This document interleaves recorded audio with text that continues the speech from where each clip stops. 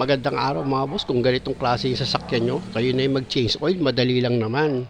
Gagamit ka lang naman dyan ng box wrench sa number 17 para maluwagan mo nga itong drain plug nya. Ayan yung drain plug nya mga boss, o luluwagan ko, napakadali lang.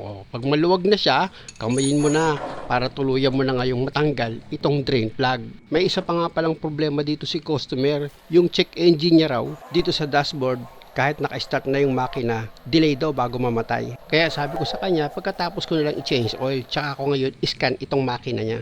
Balik muna ako dito sa ginagawa ko dahil kaunti na lang yung tumutulong langis. Nilagay ko na itong drain plug, tsaka ako ngayon siya hiligpitan gamit yung box wrench sa number 17. Tapos balik ako dito sa ibabaw ng makina dahil nga sa ang susunod kong gagawin dyan, ipa-flashing ko naman ito bago ko ilagay yung pang-pinal na langis. Bali sa pag-flashing na ginagawa ko mga boss, gumagamit ako dyan ng 3 litro. Kasi nga yung iba nagtatanong pa rin kung ilang litro ba daw yung ginagamit kong pang-flashing. Kung nakita nyo yung dalawa lang ilagay ko, ibig sabihin yung dalawa lang. Pag nakita nyo yung tatlo. Hindi naman ako nagkakat ng video mga boss eh. Dahil nga sa ang gusto ko, matuto kayo. Para kayo na mismo yung magdi-DIY ng sasakyan nyo. O pag naisalin nyo na itong pangatlong litrong langis, pwede nyo na ngayon ilagay itong engine cap nya. Tapos, iposisyon ko muna itong camera para pa-start ko na itong makina. Siyempre, i-neutral nyo muna yan mga bossing. Check nyo muna maigi kung naka-neutral. Pag okay naman, start nyo na.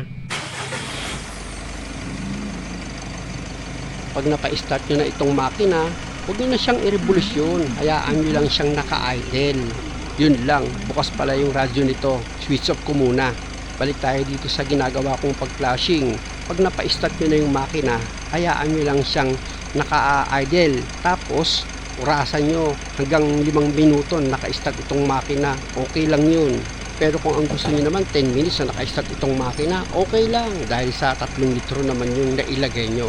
At dahil sa naka 5 minutes na ako mga boss, switch off ko na itong makina. Na after mo nga ma-switch off itong makina, syempre, balik ka ulit dito sa ilalim ng sasakyan mo. Gamit ka yung box wrench sa number 17, luwagan mo ulit itong drain plug. Na pag maluwag na yan, pwede mo nang kamayin yan para mas mabilis mong matanggal itong drain plug nya. O kita nyo, kahit na flashing na, medyo maitim pa rin, di ba? Kaya malaking bagay talaga mga boss yung nagpa-flashing kayo. Hindi pinlasin, tapos sinali niya yung langis mo. Sayang. Diba? Parang nilagay mo, parang baliwala na. Baliwala rin. Pero makita mo, plinasin natin, 3 litro pa nilagay ko, tignan mo. Malapot pa rin itong langis niya at sobra pa rin siya sa itim. O ayan, ipayuko ko itong camera para makita mo yung langis, di ba? Kaya mali naman yung sasabihin mo sa akin na magastos ako mag-change oil. Sa akin ang tawag ko dyan, pagmamahal yan sa customer para mas maganda yung trabaho.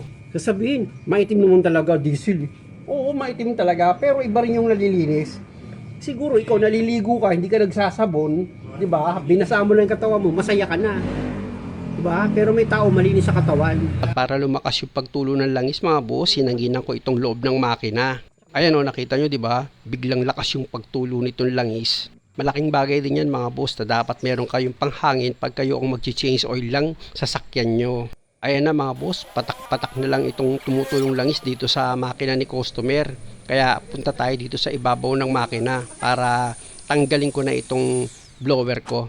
Bali, pasakali pa lang yun mga bossing. Balik ako dito sa ilalim ng makina ni customer para tanggalin ko naman itong lumang oil filter niya. Ayan o, gagamit kayo dyan ng oil filter wrench para maluwagan nyo nga itong lumang oil filter. Kasi nga mga boss, papalitan nyo yan pag nag-change oil kayo. Pag maluwag na, kamayin nyo na. Yan o, makikita nyo, para matanggal nyo na yan ng tuluyan, itong lumang oil filter. Tapos, hanginan nyo siya ulit. Tingnan nyo, biglang lumakas na naman yung pagtulo ng langis. Hinanginan ko siya ulit.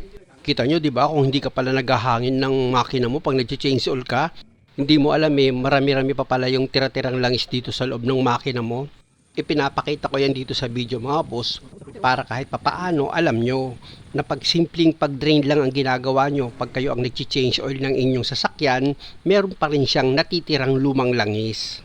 Kaya minsan magtataka ka, nagpalit ka na ng langis mo pero medyo maitim pa siya. Eh di lalo na kung hindi ka pa nag-flashing. Kaya malaking bagay talaga, mag-flashing ka tapos medyo bugahan mo rin ng hangin dito sa loob ng makina para kahit papaano, mas madrain mo ng maigi yung lumang langis dito sa loob ng makina mo.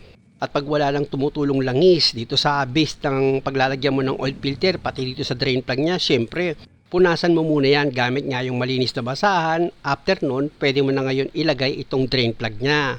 Ipakapit mo rin sa thread niya, tapos gamit ka na ngayon ng box wrench mo na number 17 para maifinal mo na yung higpit. Ganon din dito sa paglalagyan mo ng bagong oil filter, syempre punasan mo muna yan, tapos yung bagong oil filter naman, pahiram mo ng langis yung o-ring niya bago mo ilagay yan dito sa dati niyang posisyon.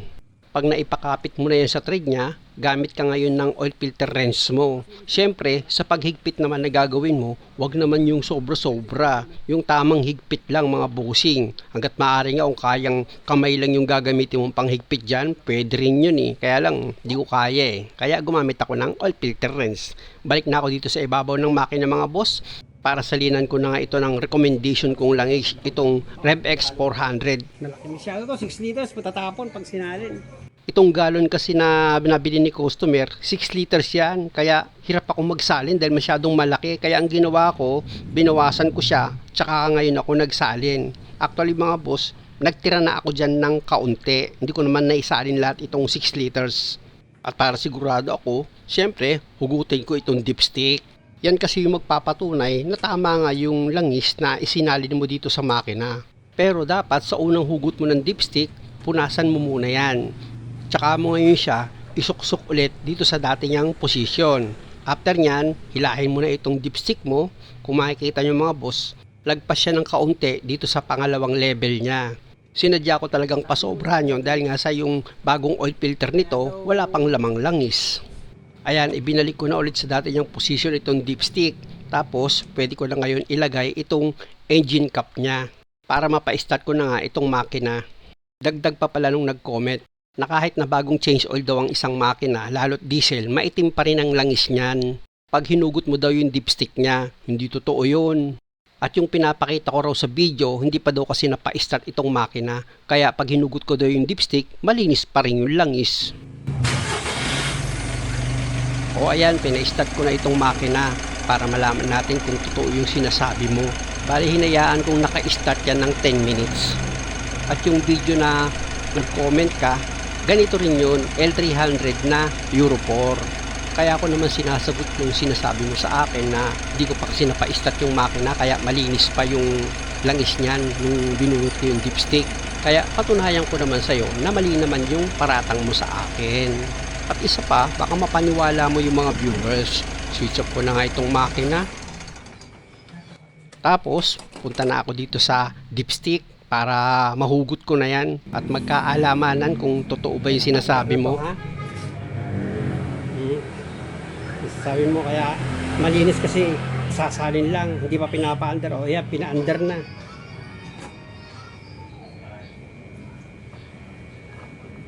Yan, itusok ko na. Oh, malinis pa rin, oh. Yan yung sinasabi mo na na dahil sa kasasalin lang kaya malinis. Oh, hindi pa kasi pinapa-under. Ayan, napa-under na yan. Kaya malaking bagay lang talaga yung pina-flashing. Ayun ang pinag-uusapan dun. Ikaw naman eh. May masabi ka lang. May masabi lang talaga eh, no? Hindi mo kasi pina-under eh. Kaya talagang malinis yan. O ngayon, pina-under. Pinaandar, wala Oo, kami masabi ka pa. Baka may masabi ka pa. Diba? Alam mo kaya ayoko kukomment kayo ng mga ganun na may naniniwala sa inyo eh. Yung mga viewers na mapaniwalain. Pero yung matatalino kong viewers, hindi sa'yo maniniwala yon. Dahil malaking bagay yung pina-flashing.